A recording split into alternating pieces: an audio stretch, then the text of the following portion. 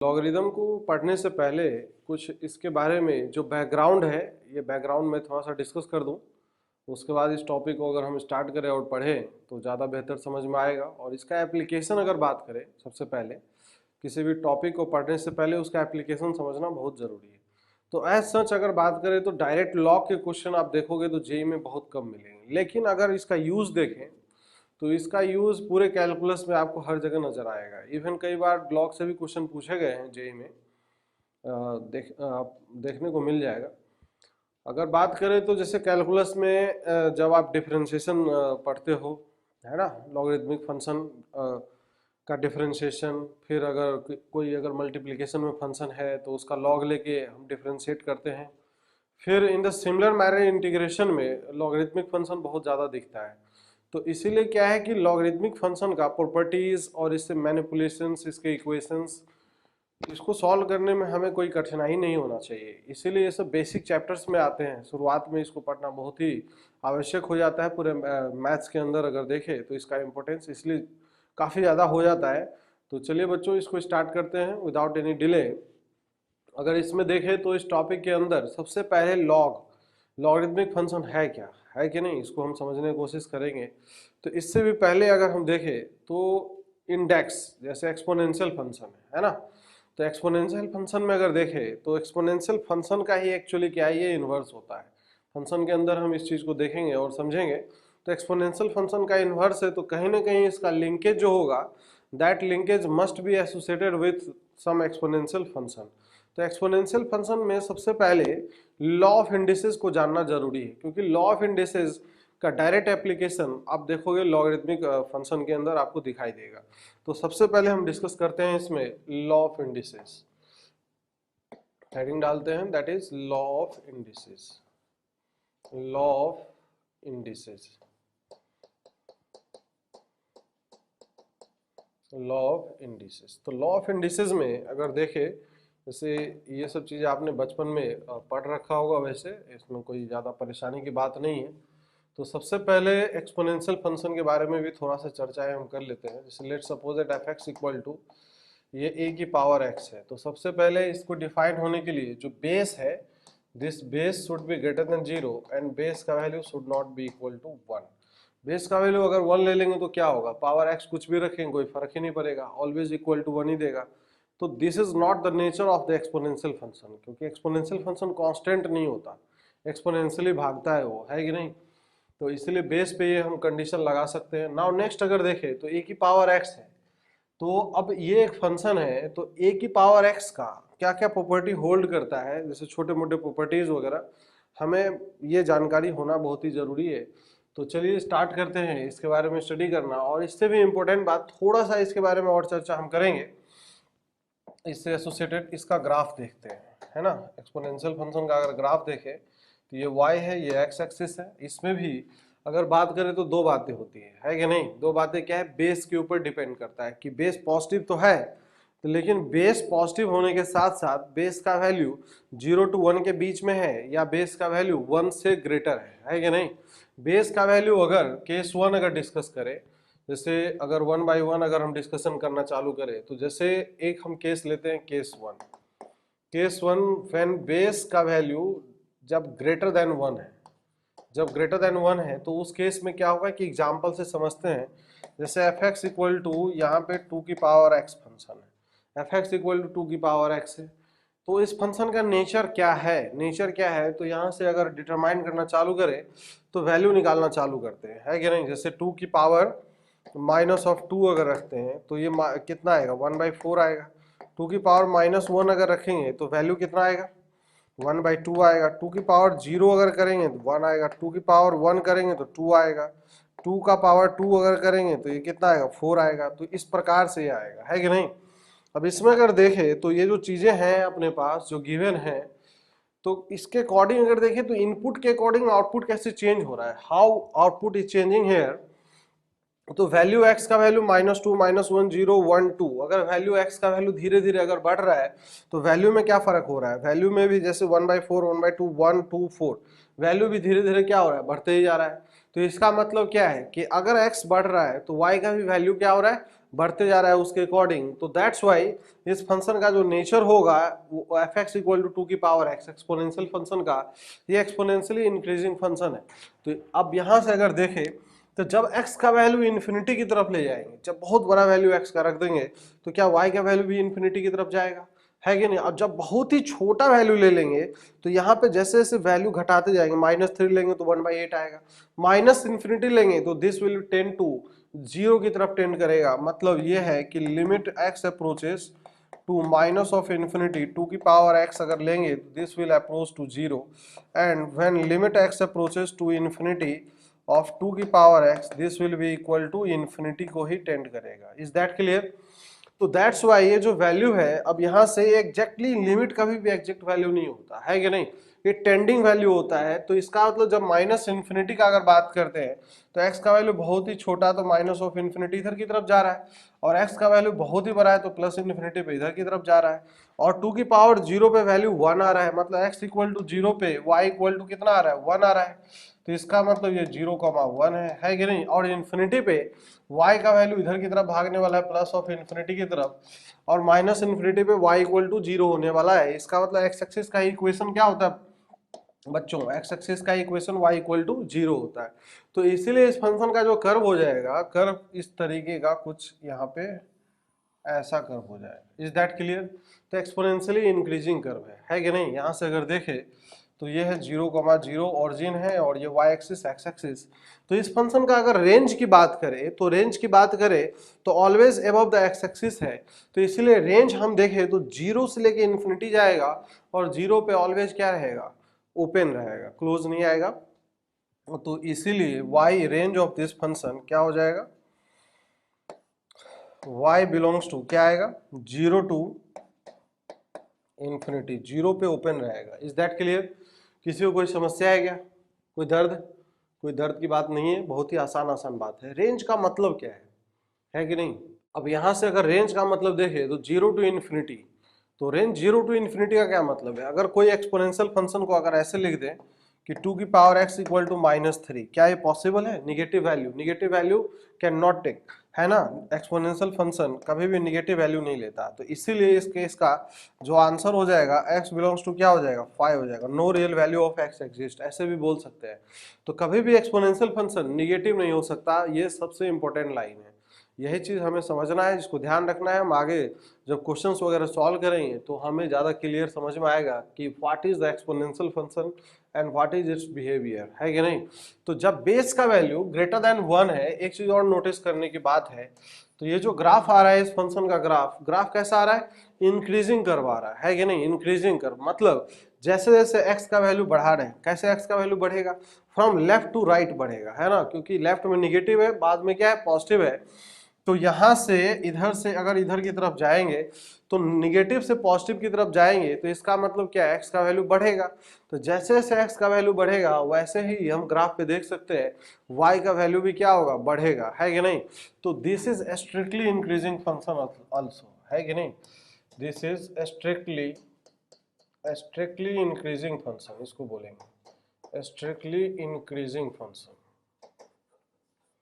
तो strictly increasing function में एक बात और नोटिस करने की जरूरत है। क्या नोटिस करने की जरूरत है, अगर ये फंक्शन है सपोज दैट, है कि नहीं, ये पॉइंट है x1, और लेट सपोज दैट एक पॉइंट ले लेते हैं हम यहाँ पे, ये x2 है।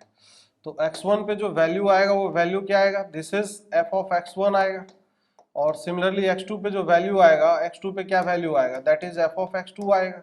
तो यहाँ से हमें क्या समझ में आ रहा है कि x1 और x2 में कौन ग्रेटर है, that is x2 is greater then. तो यहाँ से अगर देखें तो x2 इज ग्रेटर देन क्या है, x1 है। तो अगर इस पे फंक्शन ऑपरेट करते हैं दोनों तरफ f और f लगाते हैं, तो जब ये इंक्रीजिंग फंक्शन होता है तो इसका मतलब ये क्या हो जाएगा, this will B f of x2 is greater then f of x1। तो हमें यहां से क्या कंक्लूजन समझ में आया, मतलब जो इनपुट में रिलेशन है वही रिलेशन आउटपुट में है। तो ये इंक्रीजिंग फंक्शन, दुनिया का कोई भी इंक्रीजिंग फंक्शन होगा, स्ट्रिक्टली इंक्रीजिंग फंक्शन होगा, तो ये इनइक्वलिटी का साइन ऑपरेट नहीं होगा, चेंज नहीं होगा अगर हम फंक्शन उस पर अप्लाई करेंगे। तो this will also help in solving the inequalities question, है कि नहीं। तो हम बात करेंगे आगे चल के, अभी हम बेसिक कॉन्सेप्ट पे डिस्कस कर रहे हैं। तो ग्राफ आपको एकदम रटा होना चाहिए, कायदे से याद होना चाहिए, है कि नहीं। तो चलिए इसको हम आगे कंटिन्यू करते हैं। तो एक्सपोनेंशियल फंक्शन में एक टाइप का कर्व अभी हमने देखा है। नाउ सेकेंड टाइप का जो कर्व है, नाउ जब बेस का वैल्यू क्या होगा, जब केस 2, जब बेस का वैल्यू लेट सपोज दैट ए का वैल्यू 0 to 1 के बीच में है, तो 0 to 1 के बीच में अगर ए का वैल्यू लेते हैं तो जैसे as for example f x equal to है 1/2 की पावर एक्स, है ना। 1/2 यहाँ पे बेस का वैल्यू 1/2 है, तो बेस का वैल्यू अगर 1/2 है तो 1/2 इसका मतलब क्या है, 0 to 1 के बीच में लाई करने वाला एक नंबर है। तो 0 to 1 के बीच में लाई करने वाला अगर एक नंबर लेते हैं तो इसका मतलब हमें ये समझ में आ रहा है कि बेस का वैल्यू 1/2 है। तो ठीक है, इसमें क्या ऐसा कुछ चेंज हो जाएगा क्या? हाँ बिल्कुल चेंज हो जाएगा। कारण ये है कि जब 0 से 1 के बीच में कोई नंबर है तो पावर जैसे से हम इंक्रीज करते हैं वैल्यू घटते जाता है। देखो इसको और अच्छे से हम फील करते हैं, है ना। तो जस्ट फील इट।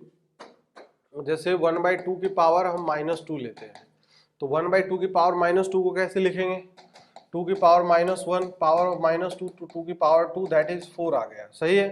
1/2 की पावर -1 अगर लेंगे तो 2 आएगा, 1/2 की पावर 0 अगर लेंगे तो दिस इज 1 आएगा, 1/2 की पावर 1 अगर लेंगे तो दिस इज कितना आएगा, 1/2 आएगा। 1/2 का स्क्वायर अगर लेंगे तो कितना आएगा, ये जो वैल्यू है ये कितना आएगा, 1/4 आएगा। 1/2 का क्यूब अगर करेंगे तो दैट विल बी 1/8 आएगा।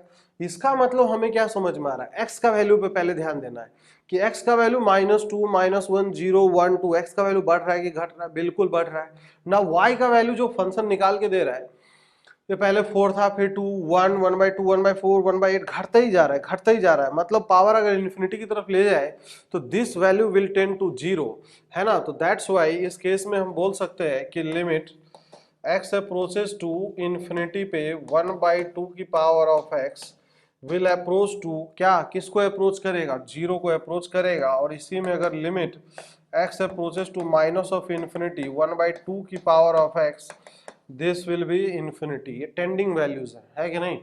Now plotting the curve, curve को अगर प्लॉट करेंगे तो बहुत ही आसान तरीके से हम प्लॉटिंग कर सकते हैं। ये y एक्सिस है और ये है x एक्सिस, ये है ओरिजिन 0,0। तो सबसे पहले किसी भी कर्व को अगर हमें एनालाइज करना है तो सिंपल पॉइंट पे कुछ वैल्यू वगैरह निकाल के देखना चाहिए। जैसे x इक्वल टू 0 पे, x इक्वल टू 0 पे इसका वैल्यू 1 आ रहा है, इसका मतलब 0,1 से ये कर्व पास करेगा। If this point is 0,1, is that clear? Now x infinity की तरफ जा रहा है तो y का वैल्यू 0 को टेंड कर रहा है, मतलब x एक्सिस है ये, तो x एक्सिस का इक्वेशन y इक्वल टू 0 भी होता है। सही बात है क्या, बिल्कुल सत्य वचन है। नाउ अब x का वैल्यू -इन्फिनिटी अगर ले रहे हैं तो y का वैल्यू इन्फिनिटी की तरफ जा रहा है, मतलब ऊपर आसमान से चालू होगा, है कि नहीं, प्लस ऑफ इन्फिनिटी। अब जैसे जैसे x का वैल्यू इन्फिनिटी की तरफ ले जाएंगे, मतलब इधर प्लस इन्फिनिटी की तरफ अगर जाएगा तो y किसको टेंड करेगा, 0 की तरफ टेंड करता हुआ जाएगा। इसका मतलब कर्व का नेचर समझ में आ गया होगा कि कैसे कर्व बनने वाला है। इधर से स्टार्ट होगा और यहाँ पे एंड होने वाला है, बीच में इस पॉइंट को क्रॉस करेगा, इससे मिलते हुए इस टाइप का कर्व बनने वाला है। तो कर्व जो बच्चों बन जाएगा, क्या कर्व हमें कुछ इस तरीके का कर्व बन जाएगा क्या, ऐसा करके। ये कोशिश में लगा रहेगा ये इससे मिलने का, लेकिन ये कभी मिल नहीं पाएगा। सिम्प्टोटिक नेचर का, इसको बोलते हैं सिम्प्टोटिक नेचर, कोशिश में लगा रहेगा, है कि नहीं। तो this is strictly decreasing function. इसको अगर हम बात करें तो इसको हम क्या लिखेंगे, strictly decreasing function. This is strictly decreasing function, strictly decreasing function, strictly decreasing function होगा। इज दैट क्लियर, कोई समस्या है क्या। यहां से अगर हम समझने का प्रयास करें, कष्ट अगर करते हैं तो क्या कष्ट करना होगा। अब समझने की बात यह है कि लेट सपोज दैट x1 ये है, तो x1 पे क्या वैल्यू मिलेगा, इस फंक्शन का f ऑफ x1 मिलेगा, सही बात है। अगर x2 ये है, दिस पॉइंट इज x2, तो यहां से अगर देखें तो इस पॉइंट पे जो वैल्यू मिलेगा वो वैल्यू क्या मिलेगा, f ऑफ x2 मिलेगा। इज दैट क्लियर, कोई समस्या है क्या, नहीं है। अब इसका मतलब क्या है कि x1 x2 में अगर कंपैरिजन करें तो x1 x2 में क्या कंपैरिजन कर सकते हैं, which one is greater, x2 is greater than x1। लेकिन फंक्शन का वैल्यू अगर कंपेयर करें तो which value is greater than, f of x1 is greater than f of x2, क्योंकि ये इसके ऊपर है है ना। जैसे जैसे ऊपर जाओगे तो वैल्यू क्या होता है, बढ़ता ही जाएगा। तो इसका मतलब अगर फंक्शन ऑपरेट कर दे इसके ऊपर तो ये हो जाएगा F of x two is less than F of x one, है कि नहीं। तो यही बात बच्चों हमें समझना होता है कि नहीं। तो ये स्ट्रिक्टली डिक्रीजिंग फंक्शन का नेचर है। किसका नेचर है, मैं फिर से लिख देता हूँ, किसका नेचर है ये, स्ट्रिक्टली डिक्रीजिंग फंक्शन का ये नेचर है। This is the nature of any strictly decreasing function, nature of any strictly decreasing function।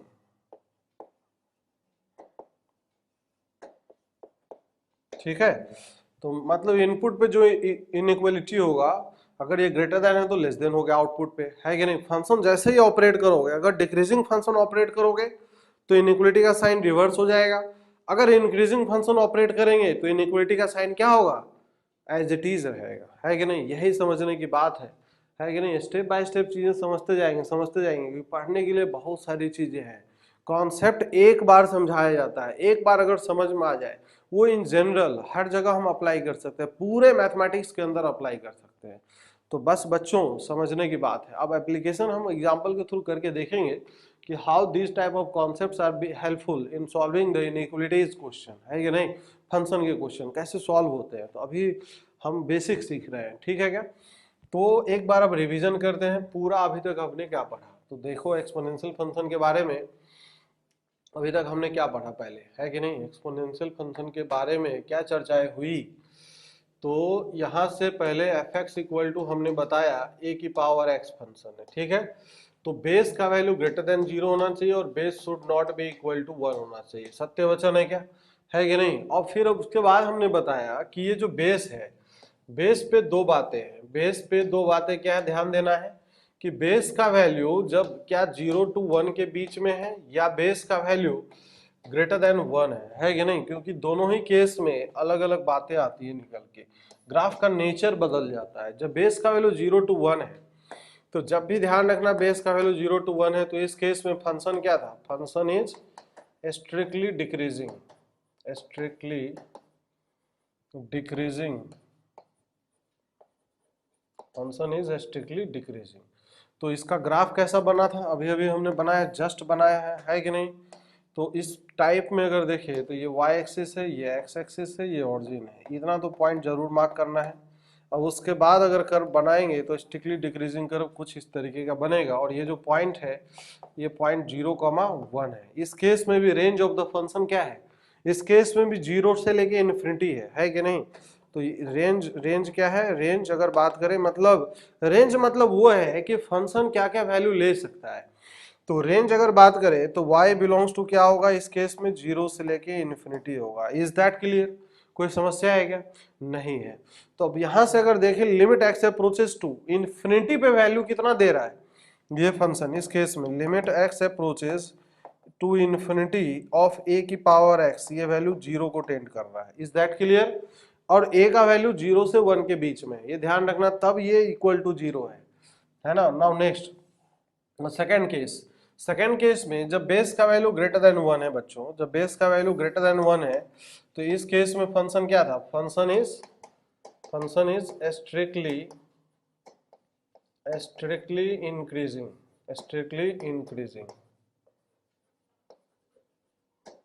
Function is strictly increasing in nature. सही है, इंक्रीजिंग नेचर का ये फंक्शन है। तो इंक्रीजिंग नेचर का मतलब कर्व अगर देखे तो क्या कर्व अभी जो बनाया था कुछ इस तरीके का है।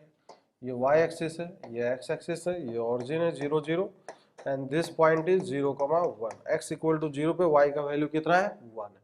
अब इसमें limit x approaches minus infinity पे फंक्शन का वैल्यू क्या है, 0 को टेंड कर रहा है। सही बात है क्या। इसमें भी अगर रेंज का अगर बात करें तो रेंज ऑफ दिस फंक्शन क्या है, रेंज का अगर डिस्कशन करें तो रेंज क्या है, इस केस में भी range y belongs to 0 to infinity है। सही है। नाउ अब यहां से अगर देखें तो limit x approaches to minus of infinity of a की पावर x अगर करेंगे तो ये भी 0 के ही इक्वल आएगा। Is that clear. तो ग्राफ क्लियर है क्या, ग्राफ का प्रैक्टिस अच्छे से होना चाहिए। एक एक छोटी छोटी बात, छोटी छोटी इंफॉर्मेशन जो आपको बताई जाती है, that is very useful and helpful to understand the concepts, है ना।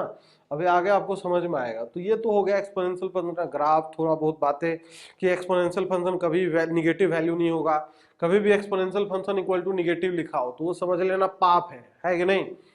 पाप मतलब ये है कि उसमें कोई रियल वैल्यू एग्जिस्ट नहीं करेगा। अगर ऐसा लिखा हो कि ए की पावर एक्स इक्वल टू -4 लिख दिया है कि नहीं, तो यहाँ पे ये क्या है, नॉनसेंस बातें हैं, नॉनसेंस बातें हैं। सही है, ठीक है, इस तरीके से याद रखना है। एक डायग्राम भी जरूर बना लीजिएगा आप लोग, नॉनसेंस का डायग्राम।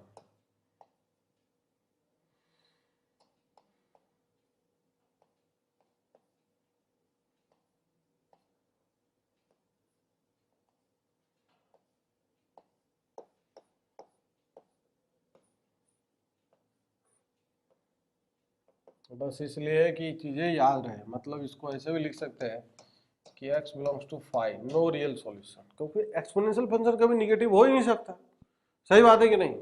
तो चलो भाई, ये हमने समराइज कर दिया है, जो भी अभी तक हमने पढ़ा है उसको समराइज कर दिया। Now we have to see the laws of exponential function, मतलब एक्सपोनेंशियल फंक्शन में लॉ ऑफ इंडिसेस, इंडेक्स का है ना, लॉ क्या होता है, क्या आप इसमें प्रॉपर्टीज फॉलो की जाती है, ये सब बचपन में आप लोग पढ़े होंगे, जस्ट उसको हम रिकॉल करेंगे। सही बात है कि नहीं।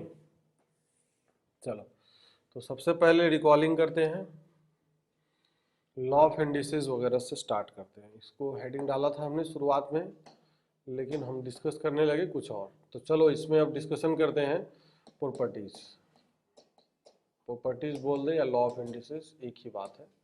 तो सबसे पहला प्रॉपर्टी अगर बात करें, अगर दो फंक्शन है, लेट सपोज दैट कि इस तरीके का है कि ए की पावर ऑफ एक्स इंटू ए की पावर ऑफ वाई, अगर बेस बेस सेम है तो पावर्स क्या हो जाते हैं, ऐड हो जाते हैं, ए की पावर एक्स प्लस वाई हो जाता है।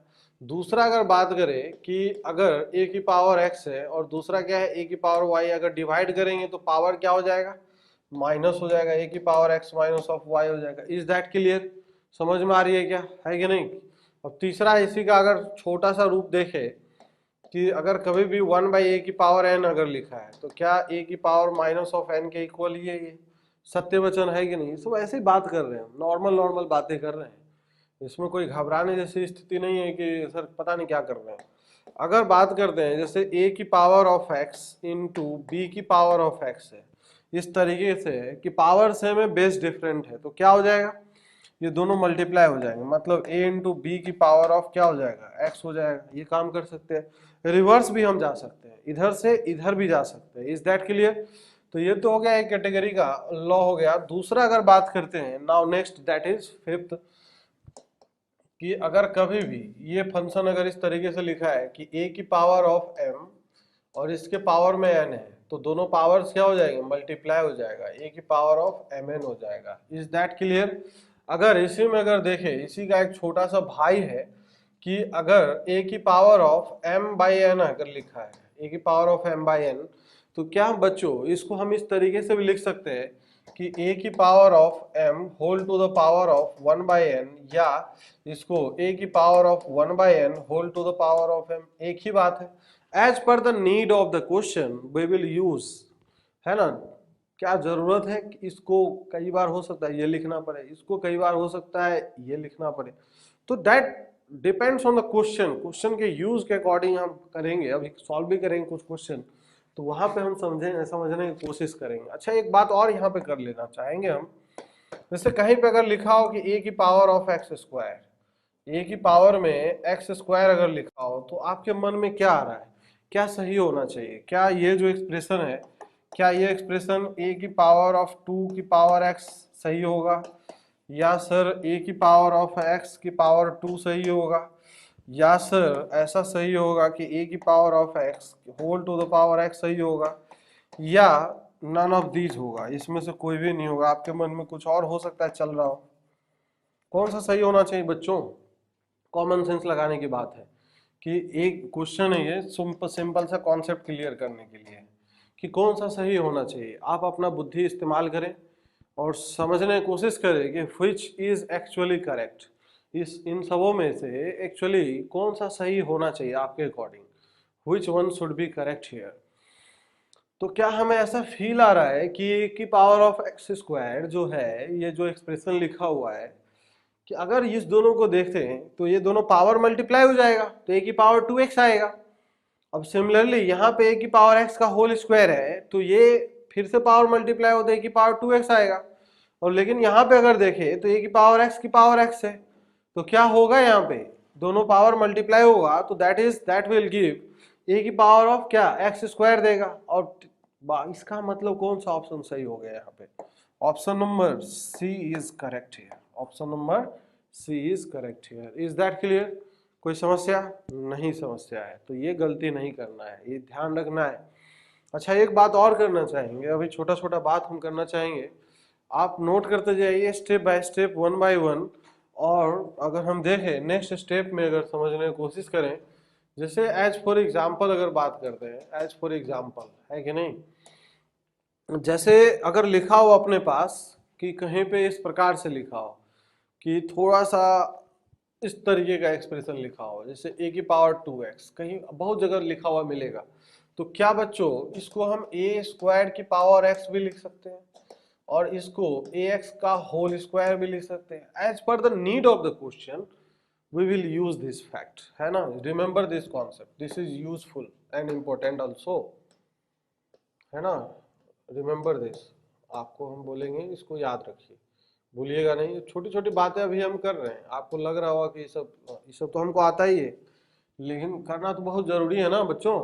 नाउ नेक्स्ट अगर बात करते हैं कि जैसे कहीं पे भी इस टाइप का एक्सप्रेशन लिखा हो कि for n greater than equal to 2, जैसे n का nth रूट ऑफ a लिखा हो, इसको पढ़ते हैं, क्या पढ़ते हैं, nth root of a, nth root of a है कि नहीं, nth root of, this is read as nth root of, nth root of, nth root of a, तो इसको हम क्या लिखेंगे, a की पावर ऑफ 1/n लिखेंगे। Is that clear?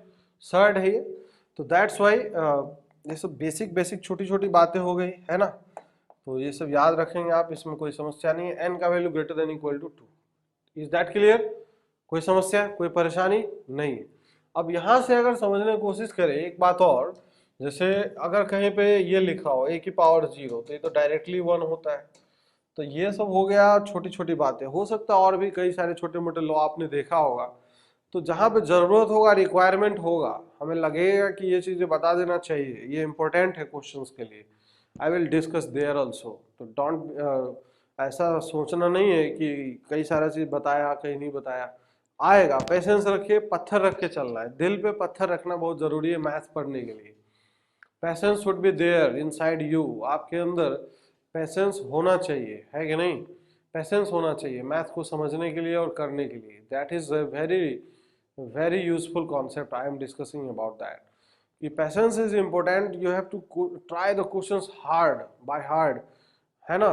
अपने खुद से क्वेश्चंस को हम अटेम्प्ट करने की कोशिश करेंगे। अब हम कुछ एग्जांपल्स देखते हैं एक्सपोनेंशियल फंक्शन के ऊपर, कि कुछ कैसे इक्वेशन को सॉल्व करते हैं, equations involving the exponential function, है कि ना। तो यहाँ हेडिंग डालेंगे, अब हम हेडिंग डाल रहे हैं next, equation, equation involving, equation involving exponential function, exponential function, equation involving exponential functions, सही है। एक्सपोनेंशियल फंक्शंस का इक्वेशंस किस प्रकार से होगा, कैसे होगा, तो कुछ एग्जांपल्स आपके लिए हमने नोट डाउन करके लाया है। तो बच्चों उस एग्जांपल को हम नोट करते हैं और वन बाय वन एग्जांपल्स के थ्रू हम क्वेश्चन सॉल्व करने का कोशिश करते हैं कि how to do some elementary questions on exponential functions. Is that clear? आपको समझ में आ रही होगी हमारी बात कि हम क्या कहना चाह रहे हैं। तो सिंपल सा एक क्वेश्चन करने का कोशिश करते हैं। तो find the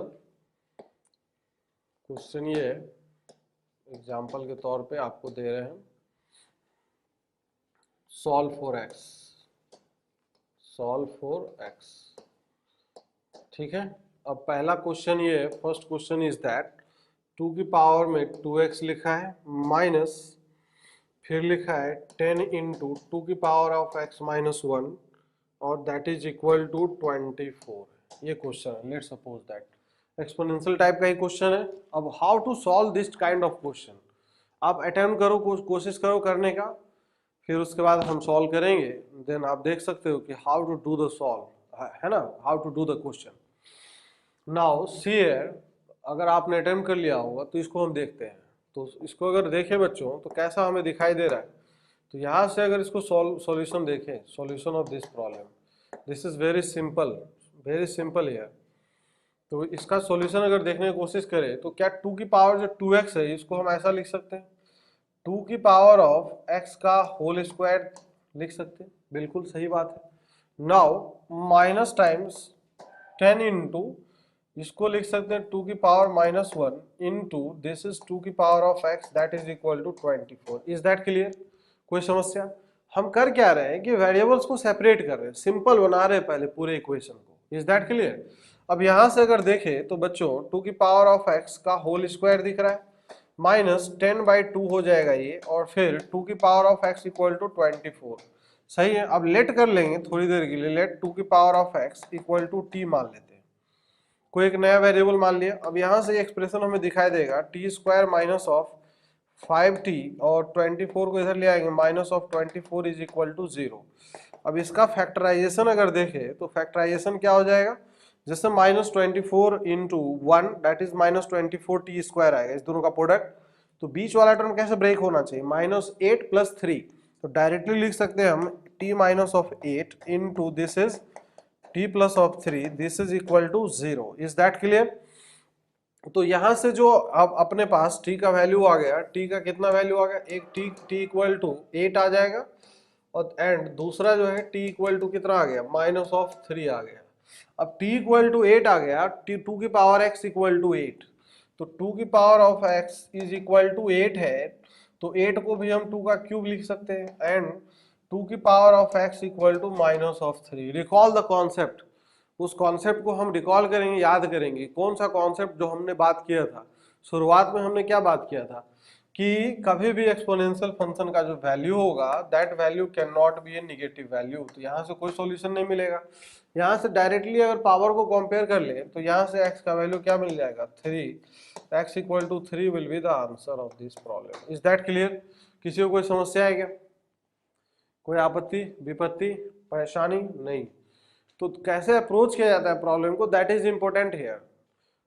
more important is how to approach the question, है कि नहीं? उसके बाद तो फिर सॉल्व तो करना ही पड़ता है। नाउ नेक्स्ट, अगला एग्जांपल आपके सामने, next question is there. Second question आपके सामने इस प्रकार का क्वेश्चन है बच्चों, दिया हुआ है दैट इज 4 इंटू 2 की पावर ऑफ 2x माइनस 2 की पावर ऑफ x इंटू 3 की power of x equal to 18 into this is 3 की पावर x का होल स्क्वायर। इस प्रकार का क्वेश्चन दिया हुआ है। थोड़ा सा अब हमने सिंपल ही कर दिया आपके लिए, तो आप इसको अटेम्प्ट करके x का क्या वैल्यू होगा फाइंड आउट कर सकते हो क्या? बिल्कुल कोशिश करो आप, then I will solve for you, है ना? तो अटेम्प्ट करिए आप। ठीक है बच्चों, आपने अटेम्प्ट कर लिया होगा। Let us see the solution of this problem. इसको अगर सॉल्व करेंगे तो how to do this problem. तो इसको अगर सॉल्व किया जाए तो हमें थोड़ा फील आ रहा है ऐसा कि 2 की पावर 2x, और इसको ऐसा चेंज कर देना चाहिए कि 4 इंटू 2 की पावर ऑफ 2x इसका होल स्क्वायर माइनस 2 की पावर x इंटू 3 की power of x that is equal to 18 into 3 की पावर ऑफ x का होल स्क्वायर। अब लेट कर लेंगे यहाँ पे, लेट 2 की power of x equal to a and 3 की power of x equal to b। Is that clear? तो थोड़ा सा सिंपल काम हो जाएगा अपने लिए। तो ये हो जाएगा 4a square minus of ab equal to 18 times of b square हो जाएगा। सही बात है। इसको अगर हम एक तरफ लेके आए तो ये हमें दिखाई देगा 4a square minus of ab minus of 18 times of b square equal to 0 minus of 72a square b square, product आ रहा है। तो इसका मतलब होमोजीनियस टर्म होगा तो इसका मतलब समझ लीजिएगा that will get factorise just like a quadratic. Homogeneous कहने का मतलब ये है कि जितने वेरिएबल्स होंगे सारे वेरिएबल्स का पावर्स का सम सेम होना चाहिए। तो जैसे यहाँ डिग्री 2 है, यहाँ 1 और 1 मिला के 2 है, ये भी 2 है, तो इसका मतलब this is just like a quadratic. तो दैट्स वाई -72, तो बीच वाला टर्म कैसे ब्रेक होगा बच्चों, तो ये हो जाएगा -9ab और प्लस ऑफ क्या होगा 8 times of ab plus minus of 18 times b square, this is equal to 0। Is that clear? अब इस दोनों में क्या कॉमन आ रहा है और इस दोनों में क्या कॉमन आ रहा है ये देखना जरूरी है। अब इस दोनों में अगर कॉमन देखे तो क्या कॉमन दिखाई देगा, a कॉमन आ रहा है, तो ये आ रहा है 4a माइनस ऑफ 9b आएगा, और फिर यहाँ से अगर कॉमन देखें तो क्या आएगा 2b कॉमन आएगा, and this is 4a minus of 9b is equal to 0। Is that clear? तो यहाँ से अब हमें दिखाई क्या देगा a plus of 2b into क्या होगा, this is 4a minus of 9b, this is equal to 0। Is that clear? तो यहाँ से बच्चों दो कंडीशन आगे निकल के, या तो ये 0 होगा या तो ये 0 होगा, है कि नहीं? तो दोनों का अगर इंडिविजुअली 0 करेंगे तो ये क्या होगा a plus of 2b equal to 0, and फिर क्या होगा 4a minus of 9b equal to 0। सही बात है। अब यहां से a का वैल्यू क्या था 2 की पावर ऑफ x, तो ठीक है, प्लस 2b मतलब 2 टाइम्स ऑफ 3 की power of x equal to 0।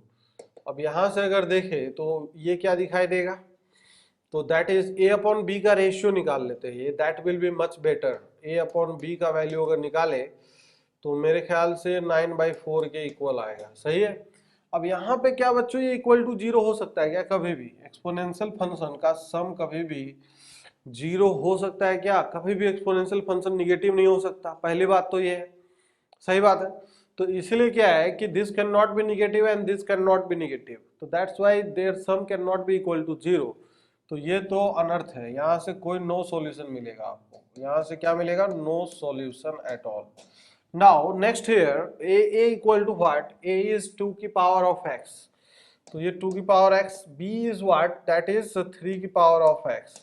9/4 को 3/2 का होल स्क्वायर भी लिखा जा सकता है। बेस सेम करना अपना मेन पर्पस होगा, चाहे एक्सपोनेंशियल फंक्शन को डील कर रहे हो या लॉगरिथमिक टाइप के फंक्शन को अगर हम डील कर रहे हो, तो one thing keep in mind that you have to make the basis same, base को हमें सेम बनाना होगा। तो इसीलिए हमें यहाँ से जो दिखेगा दैट इज 2/3 की power of x equal to क्या लिख सकते हैं 2/3 की पावर -2, रेसिप्रोकेट कर दो आप, पावर -1 आएगा, पावर मल्टीप्लाई होकर -2। Now base base same, power must be equal, तो that's why x equal to -2 का आएगा। सही बात है, this is the answer. Is that clear? किसी को समझ में आया भाई, हाँ कि ना? समझ में आ रहा है ना? कोई समस्या, कोई परेशानी नहीं है?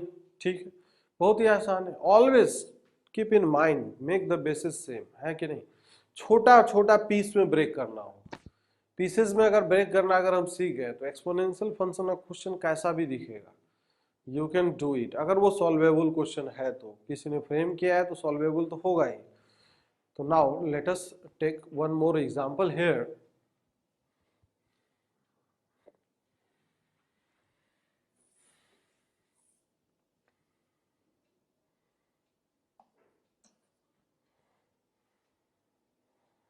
थर्ड एग्जाम्पल आपके लिए मैं लिख देता हूँ, ठीक है? सॉल्व करना है आपको, ईमानदारी से सॉल्व करना है कि किस प्रकार से दिया हुआ है।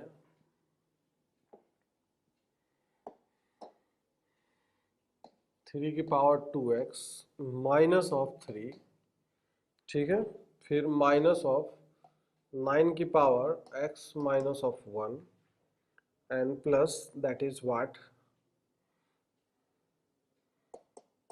27 की पावर में 2x/3 है, इस प्रकार से that is given as 675। Solve for x, you have to solve for x का वैल्यू फाइंड आउट करना है। तो इस प्रकार से बच्चों क्वेश्चन दिया गया है and you have to find the value of x satisfying this equation. तो तो आप ट्राई करिए और बिल्कुल ईमानदारी से करिए, है कि नहीं। वीडियो पॉज करिए, पॉज करने का ऑप्शन है आपके पास, वीडियो को पॉज करना है और ईमानदारी से इस क्वेश्चन को अटेम्प्ट करना है। और हमें ये कोशिश करना है, ये मान के सॉल्व करना है कि जेई में आ गया है क्वेश्चन, यही क्वेश्चन, और हमें आंसर करना है इस क्वेश्चन का। तो बच्चों बहुत ही टफ क्वेश्चन नहीं है, आसान सा क्वेश्चन है। यहाँ पे देखो बेस को पहले ध्यान देना है।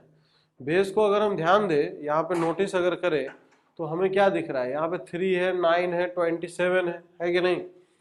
तो 9 को भी हम 3 के फॉर्म में लिख सकते हैं, ला सकते हैं, ठीक है। और 27 को भी 3 का क्यूब लिख सकते हैं। तो इस प्रकार से कई सारी बातें हैं जो दिख रही है डायरेक्टली हमें। तो आप, हमें लग रहा है कि क्वेश्चन को आप अप्रोच करने की दिशा में जा सकते हो, तो अप्रोच करके देखो, अच्छा लगेगा, है ना। जितना जैसे भी करो, you can adopt any kind of methods, है ना। कोई भी तरीके से आप इसको सॉल्व करने की कोशिश कर सकते हो, बिल्कुल। ट्राई ट्राई इट, ट्राई करिए, अच्छा लगेगा, सभी लोग, है ना, ट्राई करेंगे तो बढ़िया लगेगा। तो नाउ लेट अस सी है, और इसको अगर ट्राई करते हैं तो सॉल्यूशन ऑफ दिस प्रॉब्लम। तो कैसा दिख रहा है ये, सबसे पहले इसको हम छोटा छोटा बनाते हैं। तो 3 की पावर 2x दिख रहा है, और डिवाइडेड बाई 3 का पावर 3 लिख सकते हैं, सही है, माइनस 9 की पावर ऑफ x अपॉन 9 की पावर 1 दिख रहा है।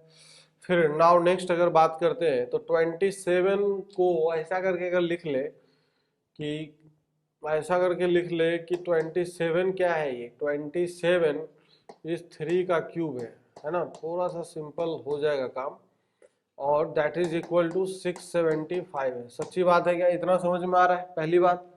नाउ कुछ नहीं किया है, जो हमारे मन में जो जो विचार उत्पन्न हुए, बस उस विचार को हम यहाँ पे लिख रहे हैं, है कि नहीं। और हमें ऐसा लग रहा है कि ये सब सारे वैल्यूज वगैरह जितने हैं, देखते हैं कैसे क्या होने वाला है। तो यहाँ से ये टर्म और ये टर्म क्या सेम दिख रहा है क्या, कि अलग अलग है, सेम दिख रहा है मेरे ख्याल से। तो इसको ऐसा लिख सकते हैं हम, देखो अगर आपको परेशानी ना हो तो 3 का स्क्वायर की power x by 27 it is there, minus 9 की power x by 9 and plus ये 3 to 3 कैंसिल हो जाएगा, 3 की पावर 2x, ये दोनों पावर कैंसिल आउट हो जाएगा, सही बात है। अब ये 3 की पावर 2x है तो क्या हो जाएगा, दैट इज 9 की पावर ऑफ x होगा, दैट इज इक्वल टू 675 आएगा, सही है। अब ये 9 की पावर x, 9 की पावर x, 9 की पावर x आप कॉमन ले लो, कॉमन अगर ले लेंगे तो 9 की पावर x कॉमन आएगा, 1/27 minus 1/9 plus of 1 that is equal to कितना आएगा, 675 आएगा। इज दैट क्लियर, कोई समस्या, कोई परेशानी नहीं है। अब इसको थोड़ा सा सिंप्लीफाई करके हम देखें तो ये क्या दिखाई देगा, 9 की पावर ऑफ x, ये हो जाएगा 1 minus of 3 plus 27 divided by, यहाँ पे हो जाएगा 27 is equal to 675। Is that clear. Now 27 plus 1 that is 28 minus of 3 is what, 25। ये 25 के इक्वल है। तो इसका मतलब ये है कि 25 से ये टर्म और ये टर्म तो कुछ कुछ कैंसिल आउट होने की संभावना है, क्योंकि यहाँ पे भी 5 है। तो इसका ये मतलब है कि अब अपने पास जो एक्सप्रेशन आ रहा है 9 की पावर x इक्वल टू, सबको अगर उधर ट्रांसफर कर ले तो 675 इंटू हो जाएगा 27 अपॉन नीचे हो जाएगा दैट इज 25 हो जाएगा। तो 25 से 675 में हम डिवीजन कर सकते हैं, जैसे ओरली करें तो 52 जा कितना होगा, 25 टू जा दैट इज 50, ओके। तो 50 तो 175 बचेगा। इसका मतलब अगर इसको इससे कैंसिल आउट किया जाए तो 27 आएगा। तो 9 की पावर x को क्या लिख सकते हैं, that is 3 raise to power 2x again, सही है। और ये 3 का क्या है, क्यूब है, और ये भी 3 का क्यूब है। तो इसका मतलब ये हो गया 3 की पावर 6 हो गया। तो 2x इक्वल टू 6, तो x इक्वल टू कितना आ गया बच्चों, 3 आ गया। तो this will be your answer. Is that clear, किसी को कोई परेशानी समस्या नहीं होनी चाहिए। तो इस प्रकार से हमने देखा कि जो सॉल्यूशंस आ रहे हैं, सॉल्यूशंस क्या आ रहे हैं, बहुत ही सिंपल सॉल्यूशंस आ रहे हैं, है कि नहीं। कोई इसमें परेशानी नहीं होना चाहिए, समस्या नहीं होनी चाहिए। तो इस तरीके से क्या है कि अलग अलग टाइप के हमें क्वेश्चंस तो दिखेंगे, लेकिन क्या है कि हमें सॉल्व करने का जो आदत है वो आदत बनाना होगा, है ना। With time you will get on this. तो इस प्रकार का एक और क्वेश्चन हम सॉल्व करने की कोशिश करते हैं कि what is the next question here.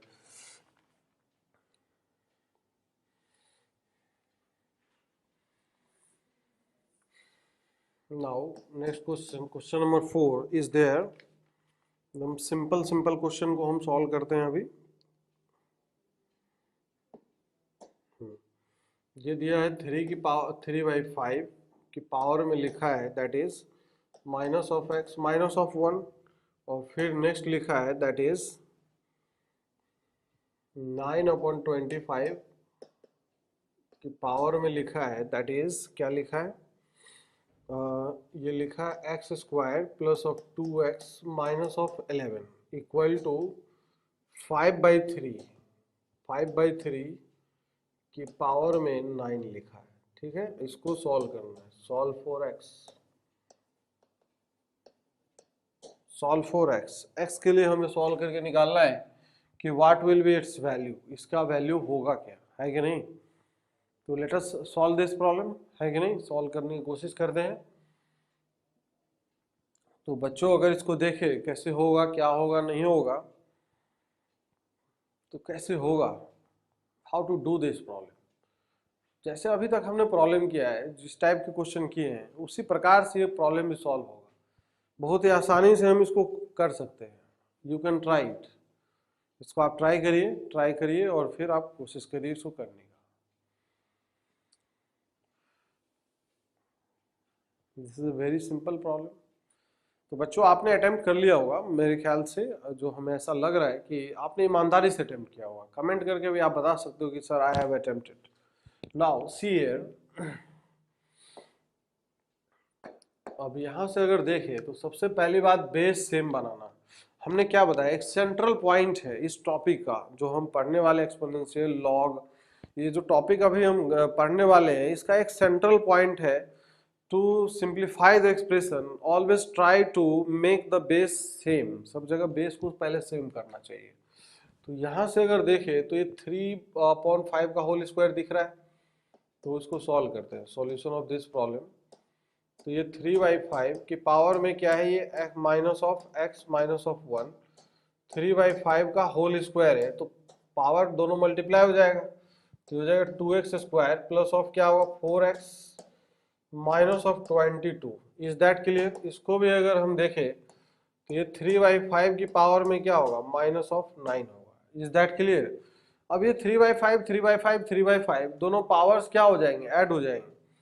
तो दोनों पावर्स अगर ऐड हो जाएगा तो यहाँ से अगर हम देखें तो 3/5 की पावर में क्या हो जाएगा, तो दोनों का एडिशन करेंगे तो 2x² 4x minus of x that will be 3x।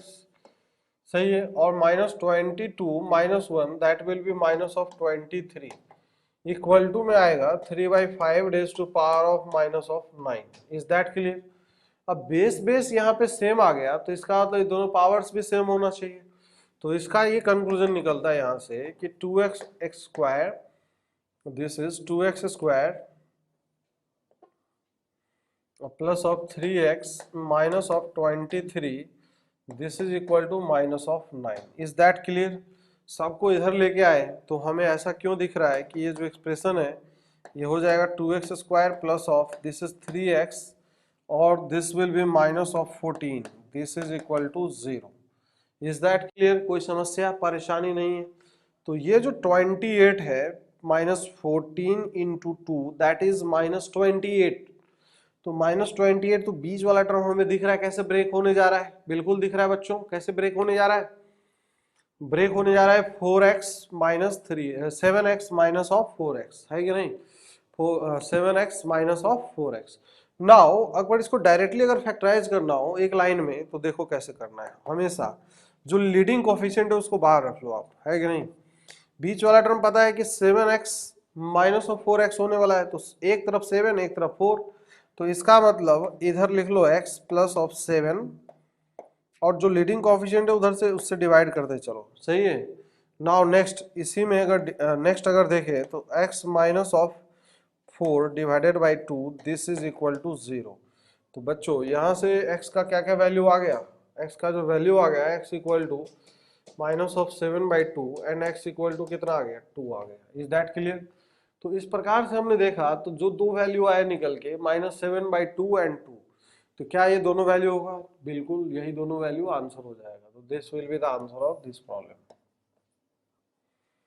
तो एक्सपोनेंशियल में और भी काइंड के प्रॉब्लम मिलेंगे आपको, असाइनमेंट शीट में मिल जाएगा, तो you can solve it from there also.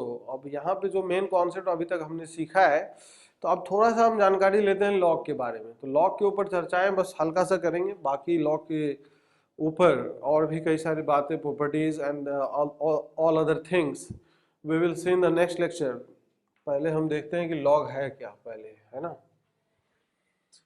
तो नाउ अब हम यहाँ से चर्चाएं स्टार्ट करेंगे लॉगरिदमिक फंक्शन के बारे में। लॉगरिदम,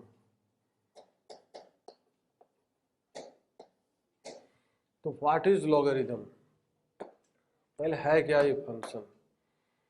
तो एफ एक्स इक्वल टू इस तरीके से लिखा जाता है, जैसे अगर बात करें log of x to the base a. इसको पढ़ने का तरीका पहले पता होना चाहिए कि हाउ इट इज रीड। कई लोगों को तो पढ़ने नहीं आता कि कैसे पढ़ते हैं लॉग को, तो पहले पढ़ते हैं log of x to the base a. Base क्या है ये भी देखना जरूरी होता है। This is read as number, this is read as the base. इसको क्या पढ़ते हैं, बेस, ठीक है। और इसको क्या पढ़ा जाएगा, नंबर, ठीक है। तो सबसे पहली बात, इसको इस फंक्शन को डिफाइन रहने के लिए मतलब क्या है कि डोमेन क्या होगा इसका, डोमेन ऑफ दिस फंक्शन। तो डोमेन में सबसे पहला बात, यहाँ पे जो भी मसाला लिखा होगा, दिस क्वांटिटी, यहाँ पे कुछ भी लिखा होगा, number can not be negative value in the logarithmic function. तो पहला बात यहाँ पे जो ध्यान देना है कि x is greater than 0। Second thing is that base पे condition, base should not be equal to 1। पहले तो बेस का वैल्यू पॉजिटिव करेंगे, एंड दूसरा बात, तीसरा बात अगर इसी में अगला ऐड कर दे कि base should not be equal to 1। तो कुल मिला के अगर देखें तो इसमें तीन बातें ध्यान रखना होता है कि नहीं लॉग फंक्शन में।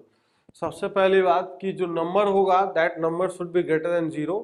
Second thing is that base should be greater than 0, base भी पॉजिटिव होना चाहिए और बेस का वैल्यू 1 के इक्वल नहीं होना चाहिए। अब ये मशीन काम कैसे करता है, function is just like A machine, तो सबका अपना वर्किंग रूल होता है, अपना वर्किंग प्रिंसिपल होता है, how this logarithmic function works here.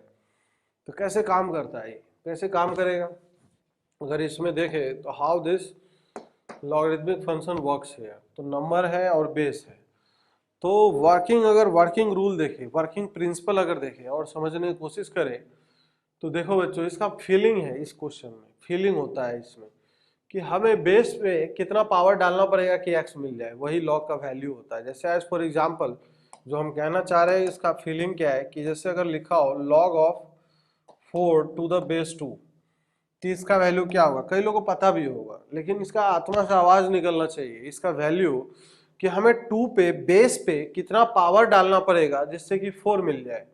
तो बेस पे कितना पावर डालेंगे कि 4 मिल जाएगा। तो लेट सपोज दैट कि भाई बेस पे x पावर डालना पड़ा, तो 2 की पावर x इक्वल टू 4, यही x हमारा आंसर होगा।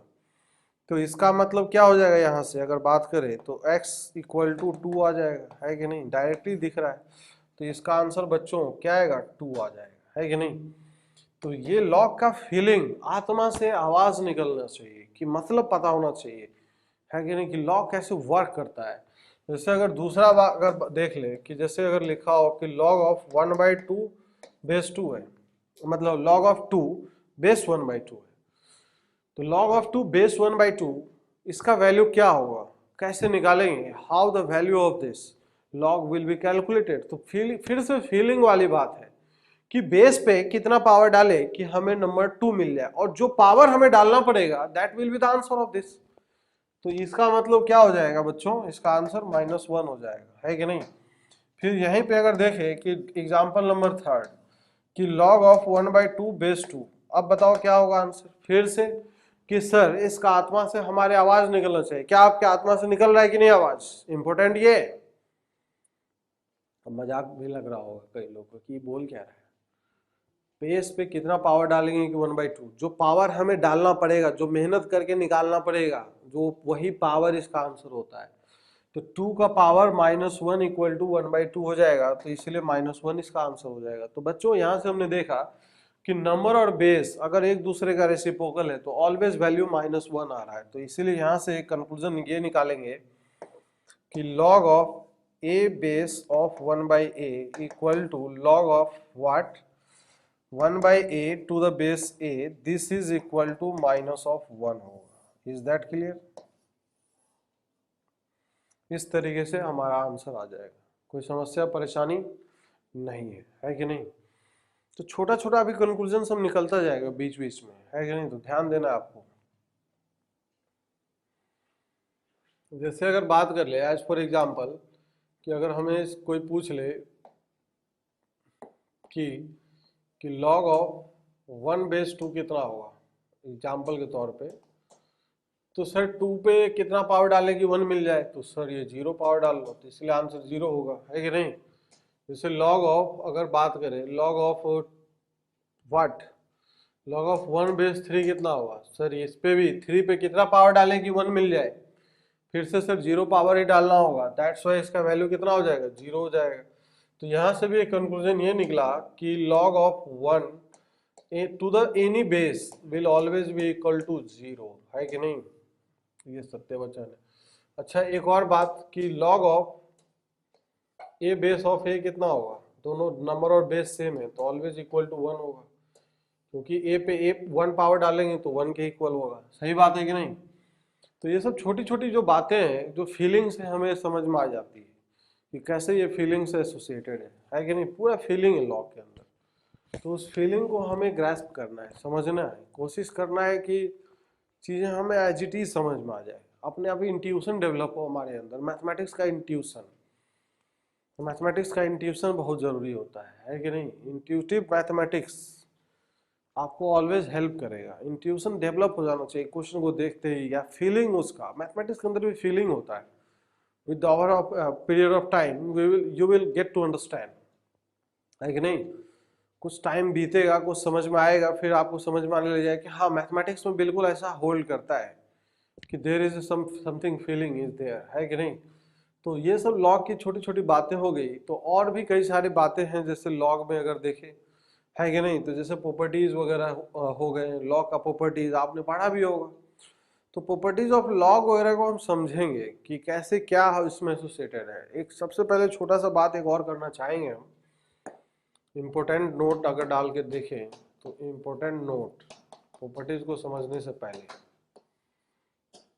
जैसे अगर ये लिखा हो कहीं पे भी, लेट्स सपोज दैट कि इफ लॉग ऑफ, ये एक्सप्रेशन लिखा है, if log of n to the base a equal to x है, तो यहाँ पे इसका मतलब क्या है इस पूरे एक्सप्रेशन का?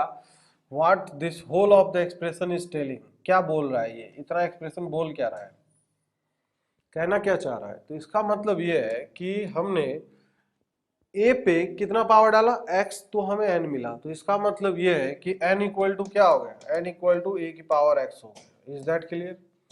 इसको आप ऐसे याद रखोगे कि जब भी लॉग रिमूव करोगे, मतलब this both expressions are equivalent here, कि अगर लॉग हटाना हो तो इसको आप इधर ले जाओ, ये अपने माथे पे ले लेगा और n इक्वल टू a की पावर x लिख दोगे डायरेक्टली खटाक से आंसर आएगा, है कि नहीं? तो ये फीलिंग पता होना चाहिए। कभी भी अगर इस टाइप का एक्सप्रेशन लिखा हो कि लेट सपोज दैट कहीं पे y इक्वल टू लिखा है कि a की power of m, y equal to a की पावर m को कन्वर्सली हम ये भी लिख सकते हैं, क्या लिख सकते हैं कि a पे m पावर डालना पड़ा तो हमें y मिला। तो इसका मतलब ये है कि log of y to the log of y to the base a equal to m, both expressions are equivalent और not?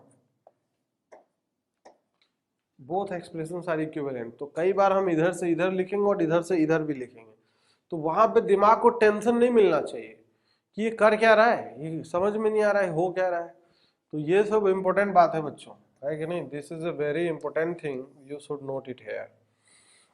y equal to a की पावर m, तो log of y to the base a equal to m हो जाएगा। Is that clear? कोई समस्या है, कोई परेशानी है क्या? नहीं है।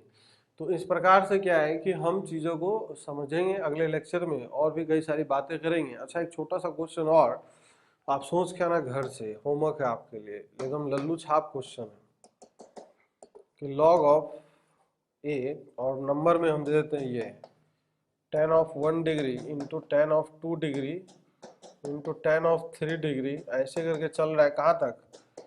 tan ऑफ 89 डिग्री तक है। इसका वैल्यू बताना है आपको, सोच के आना है घर से, ठीक है। तो इसी के साथ हम इस लेक्चर को द एंड करते हैं। Goodbye, take care, stay